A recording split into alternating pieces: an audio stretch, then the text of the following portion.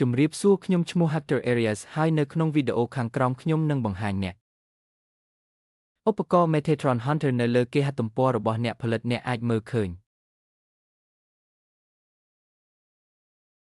កម្មវិធី Metatron Hunter ឬ Meta Hunter ដោយបើកដុំភ្ជាប់របស់អ្នកផលិតអ្នកនឹងអាចស្វែងរករូបភាពនៃឧបករណ៍ពួកគេអាចឃើញវ៉ាលីហើយពួកគេក៏អាចមើលឃើញផងដែរ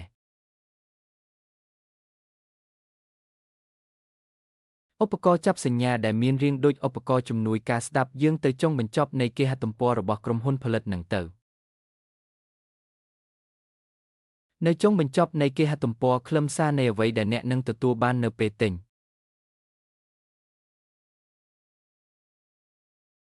ឧបករណ៍ Metatron Hunter នេះគឺជាអ្វីដែលអ្នកនឹងទទួលបាននៅពេលអ្នកទិញឧបករណ៍ Metatron Hunter ដែលមកក្នុងវ៉ាលីអាលុយមីញ៉ូមប្រអប់ឧបករណ៍ចាប់សញ្ញាកញ្ចក់ប្រសនសាហើយនៅទីនេះយើងឃើញ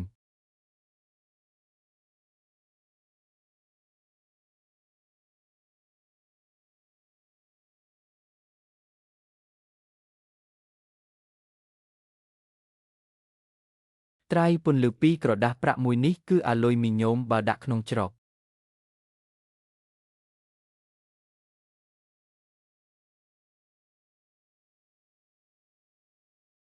USB មិនមានព័ត៌មានទេគ្រឿងបន្ថែមនេះគឺដូចជាកូនសោរថយន្តវាមិនមានមួយទេមុខងារក៏មិនមាន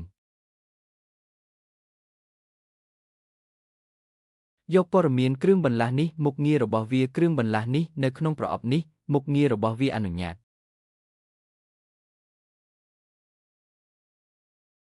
សម្រាប់កម្មវិធីចាប់ផ្ដើមហើយមួយទៀតមួយនៅប៉ែកខាងកើតពណ៌ខៀវមកកម្មវិធីក្នុងប្រទេសមួយចំនួនដែលដាក់កម្រិតបន្ថែមលើការផ្ញើកម្មវិធីអ្នកនឹងមិនទទួលបាន Pendrive ពណ៌ខៀវព្រោះយើងនឹងផ្ញើកម្មវិធីជាឯកសារទាញយកហើយនៅទីនេះយើងមានអ្នកការពារដូច្នេះត្រឡប់ទៅចំណុចមុនវិញឧបករណ៍ទាំងពីរនេះដែលយើងមាននៅទីនេះប្រាក់មួយគឺដូចជាសោរថយន្តវាអនុញ្ញាតឲ្យកម្មវិធីចាប់ផ្ដើមហើយឥឡូវនេះខ្ញុំមាន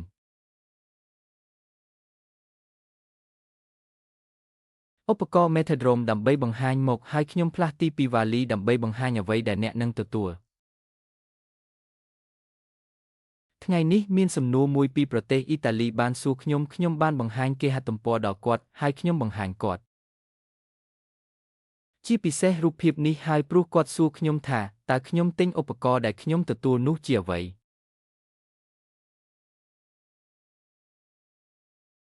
ដែលអ្នកនឹងត្រូវទទួលដូច្នេះដើម្បីកុំឲ្យមានការសង្ស័យដែលខ្ញុំនឹងបង្ហាញឥឡូវនេះថា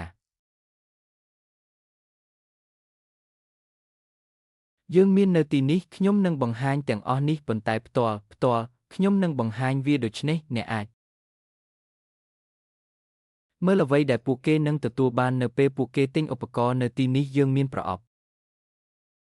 នៅខាងក្នុងប្រអប់ភ្ជាប់មកជាមួយវ៉ាលីដូច្នេះការណែនាំដំបូង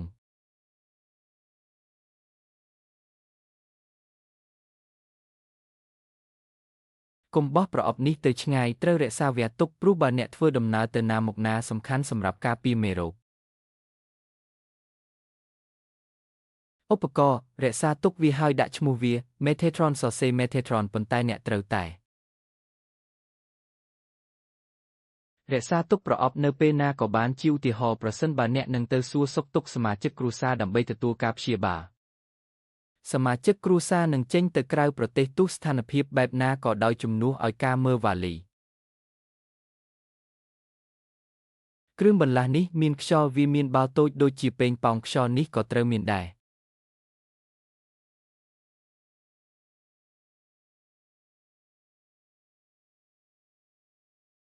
ទុកវានៅក្នុងវ៉ាលីរបស់អ្នកកុំបោះវាទៅក្នុងធុងសំរាមនេះមានសារៈសំខាន់ណាស់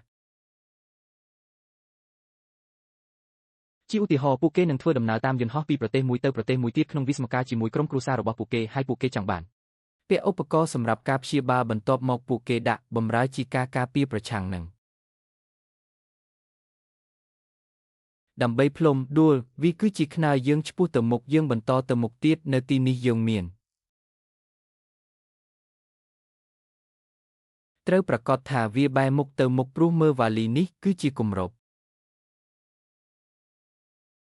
កុំបើកវាដោយផ្អៀងចុះប្រយ័ត្នជាមួយវានោះហើយជារសជាតិ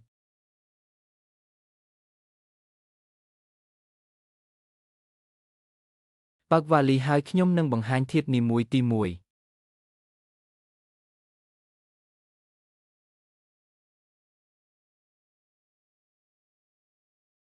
Methajunter ឬ Metatronjunter ប្រសិនបើអ្នកទិញ Metajunter យើងក៏អាចផ្ដល់កម្មវិធីផងដែរ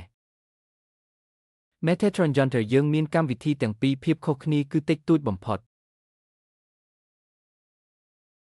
នៅទីនេះយើងមានធាតុទី1នេះគឺជាអ្វីដែលអ្នកនឹងទទួលឥឡូវនេះខ្ញុំនឹងបង្ហាញអ្នកនៅខ្សែនេះភ្ជាប់ខ្សែនេះភ្ជាប់វាទៅកុំព្យូទ័រ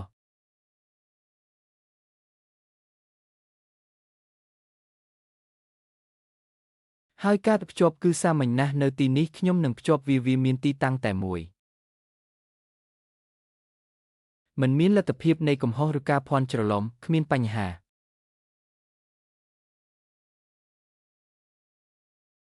រហូតមកដល់ពេលនេះមិនមានភាពស្មុគស្មាញក្នុងការភ្ជាប់នេះទេឥឡូវនេះពែង resonance នៅទីនេះយើងមានពែង resonance ដែលជាគ្រឿងបន្លាស់ដ៏សំខាន់បំផុតនៅក្នុងសៀវភៅណែនាំមានការពិពណ៌នាអំពីមុខងារទេឥឡូវនេះខ្ញុំនឹងមិននិយាយលម្អិតទេប៉ុន្តែវាមានមុខងារទ្វេវាអនុញ្ញាតឲ្យវាស់ពោលគឺវាចាប់យកព័ត៌មានវាស់ស្ទង់ដូចជាឧបករណ៍ចាប់សញ្ញានិងបញ្ជូនព័ត៌មានផងដែរនេះមានសារៈសំខាន់ណាស់អ្នកអាចមើលសៀវភៅណែនាំអ្នកអាចមើលវីដេអូនៅលើ Channel របស់ខ្ញុំរកមើលវីដេអូខ្ញុំបានបញ្ជាឲ្យពួកគេតាមភាសានៅទីនោះអ្នកនឹងឃើញវីដេអូជាច្រើននៃឧបករណ៍ទាំងអស់នេះឆ្លើយសំណួរអំពីអ្វីដែលពួកគេមាននិងរបៀបប្រើប្រាស់ហើយខ្ញុំក៏មានវគ្គសិក្សាកម្រិតខ្ពស់សម្រាប់អ្នកដែលចង់រៀនស៊ីជម្រៅបន្ថែមទៀតដូច្នេះអ្វីដែលខ្ញុំនិយាយពីមុននេះគឺដូចជាសោររថយន្តកុំព្យាយាមដាក់វានៅក្នុង Hesperport ទុយហ្គល់ហើយអានវាសាកល្បងមើលថាហេតុអ្វីបានជាវាហាក់ដូចជាអ្នកមិនមានព័ត៌មានព្រោះវាត្រូវបានលាក់នេះគឺដូចជាកូនសោររថយន្តវាអនុញ្ញាតឲ្យកម្មវិធីដំណើរការអ្នកត្រូវតែថែរក្សាវាឲ្យខ្លាំងអ្នកត្រូវតែថែរក្សាវាឲ្យខ្លាំងក្លាដោយសារតែគ្មានកម្មវិធីនេះមិនដំណើរការដូច្នេះយើងនឹងទុកវានៅទីនេះហើយឥឡូវនេះខ្ញុំនឹងលើកយកវីដេអូនៃការប្រកួតកែវរំចង់ខ្ញុំនឹងយក Bioinducer ចេញ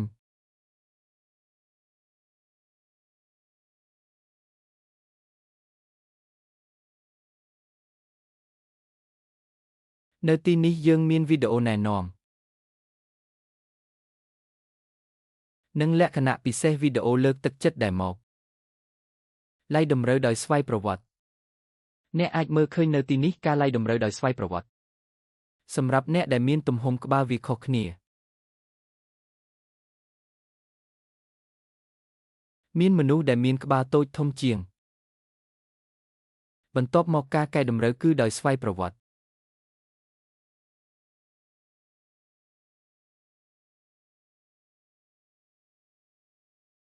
នៅពេលអ្នកយកវាចេញចូលថែរក្សាវាជានិច្ចដោយមិនប្រញាប់ប្រញាល់នៅទីនេះអ្នកមិនចាំបាច់ប្រញាប់ទេហើយបន្ទាប់មកដើម្បីរក្សាអ្វីគ្រប់យ៉ាងនៅក្នុងចំណុចទាញដូចគ្នាសង្ឃឹមថានឹងធ្វើតាមបន្ទាត់ដូចគ្នាដូច្នេះឧបករណ៍នេះមានភាពធន់នៅជាប់វានេះជាគំនូខ្ញុំនឹងពង្រីកវាចូលតោះមើលអ្នកអាចមើលឃើញវានៅទីនោះវាគឺនៅទីនោះចាំមើលថាតើវាអាចមើលឃើញឬអត់វាទើបតែត្រូវបានគេឃើញនៅទីនោះខ្ញុំនឹងឃើញវាដូចជារូបតំណាងក្នុងទម្រង់ជាឧបករណ៍ជំនួយការស្ដាប់ហើយឥឡូវនេះពេញ Resonance នេះជាវីដេអូណែនាំ ខ្សែទៅកុំព្យូទ័រនិងពែង resonance អ្នកត្រូវមើលពែង resonance ហើយវាមានព្រួញឡើងលើព្រួញមួយនេះតែងតែត្រូវដោះស្រាយដោយស្ងប់ស្ងាត់សម្រាប់គ្មានសម្ពាធនេះមានវិធីតែមួយគត់ដើម្បីចូលមិនដូចវីដេអូណែនាំទេខ្ញុំអាចបើកវាបានហើយវាចូលទៅក្នុងវាកាន់តែងាយស្រួលក្នុងការភ្ជាប់នេះពេងយើងត្រូវរកមើលនឹងព្រួញមួយហើយព្រួញកំពុងចង្អុលឡើងដូច្នេះហើយយើងក្រឡេកមើលព្រួញវាភ្ជាប់ភ្លាមអនុសាសន៍មួយទៀតនៅពេលអ្នកដកខ្សែចេញកុំផ្គូផ្គងខ្សែទាំងនោះយកវាមកវិញបែបនេះប៉ុន្តែកុំផ្លាស់ទីទៅម្ខាងបើគេយកពេងចេញគេយកទៅបោះហើយបើគេនឹងភ្ជាប់វាគេរុញប៉ុន្តែដោយមិនបង្ខំដូច្នេះយើងមានវីដេអូណែនាំពេង resonance និងខ្សែនៅទីនេះវីដេអូណែនាំពេង resonance និងខ្សែសម្រាប់កម្មវិធី Metatron ឧបករណ៍ Metatron អាចដំណើរការបានយើងត្រូវការ Ronyes 2 Ronyes 2ហើយអ្នកអាចភ្ជាប់ឧបករណ៍ Metatron នៅលើកុំព្យូទ័រហើយនៅក្នុងវីដេអូបន្ទាប់ខ្ញុំនឹងបង្ហាញអ្នករបៀបដែលវាភ្ជាប់របៀបដែលវាចាប់ផ្ដើមនៅទីនេះអ្នកមានប៊ូតុងមួយវាជាការសំខាន់ណាស់ដែលបន្ទាប់ពីភ្ជាប់វាទៅកុំព្យូទ័រអ្នកត្រូវចុចប៊ូតុងហើយភ្លើងនឹងបើកប៉ុន្តែខ្ញុំនឹងបង្ហាញវានៅក្នុងវីដេអូមួយទៀតការភ្ជាប់ទៅកុំព្យូទ័ររបៀបដែលកម្មវិធីត្រូវបានដំឡើងនិងរបៀបដែលកម្មវិធីត្រូវបានចាប់ផ្ដើមរបៀបបង្កើតដំបូងកំណត់ត្រាដំបូងនៃការយកចិត្តទុកដាក់ដំបូងប្រសិនបើអ្នកចង់បានព័ត៌មានបន្ថែមអំពីឧបករណ៍ Metatron Handheld អ្នកអាចមើលការពិពណ៌នានៃវីដេអូនេះពួកគេនឹងស្វែងរកលេខទូរស័ព្ទនិងអ៊ីមែលរបស់ខ្ញុំអ្នកអាចសរសេរមកខ្ញុំយើងកាលពីជាង10ឆ្នាំមុនយើងជាក្រុមអ្នកព្យាបាលរោគដែលឧទ្ទិសដល់ការផ្សព្វផ្សាយការព្យាបាលទាំងនេះហើយយើងកំពុងអនុវត្តវគ្គសិក្សានៅក្នុងប្រទេសជាច្រើនហើយយើងមានក្រុមអ្នកព្យាបាលរោគដែលរៀបចំតាមភាសាប្រសិនបើអ្នកចង់ចូលរួមក្រុមទាំងនេះគឺបើកចំហប្រសិនបើអ្នកចង់ចូលរួមដើម្បីជួបអ្នកព្យាបាលផ្សេងទៀតដែលមានឧបករណ៍នេះសរសេរមកខ្ញុំពួកគេណែនាំខ្លួនឯងពួកគេប្រាប់ខ្ញុំពីឈ្មោះប្រទេសភាសាហើយយើងបញ្ចូលពួកវាទៅក្នុងក្រុម WhatsApp របស់យើងដែលដោយផ្ទាល់ពីក្រុមហ៊ុនផលិតដូច្នេះហើយពួកគេអាចតាក់ទងជាមួយអ្នកព្យាបាលរោគដែលមានឧបករណ៍ទាំងនេះជាង10ឆ្នាំមុនខ្ញុំបានធ្វើការជាមួយក្រុមហ៊ុននេះអស់រយៈពេលជាង10ឆ្នាំមកហើយខ្ញុំប្រើឧបករណ៍ទាំងនេះអស់រយៈពេលជាច្រើនឆ្នាំខ្ញុំបានប្រើវានៅក្នុងមជ្ឈមណ្ឌលព្យាបាលរបស់ខ្ញុំហើយពួកគេនឹងមានលទ្ធភាពក្នុងការទំនាក់ទំនងជាមួយអ្នកព្យាបាលផ្សេងទៀតដែលមានឧបករណ៍ទាំងនេះសូមឲ្យមានថ្ងៃល្អ